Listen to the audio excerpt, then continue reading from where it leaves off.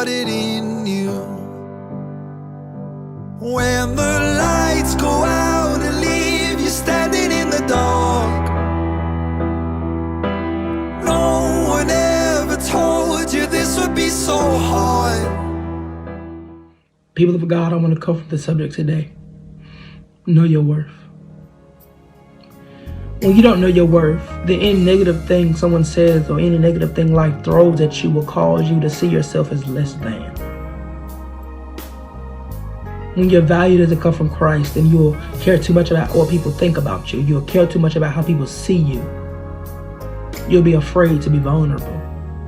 When your value doesn't come from Christ, your image of yourself will be clouded. I want to encourage you, don't see yourself through the eyes of those who don't value you. Your value should never come from things. Never allow your worth to come from a temporary thing. When you do, you'll receive a temporary solution. If your worth comes from people, if your worth comes from work, if your worth comes from money, then what will happen when these things are gone? What happens when the people go astray? What happens when you lose that job? What happens when your money is funny? What happens when these things are gone?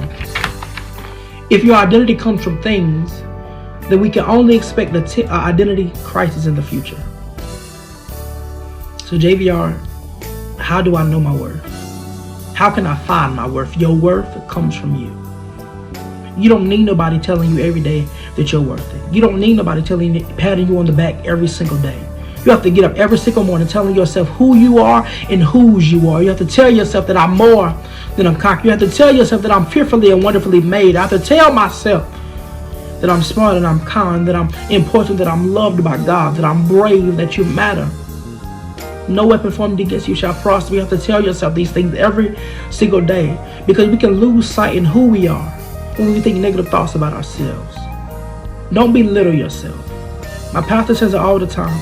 You're self-sufficient and self-sufficiency. Tell yourself who you are. Because if you don't do it, nobody else will.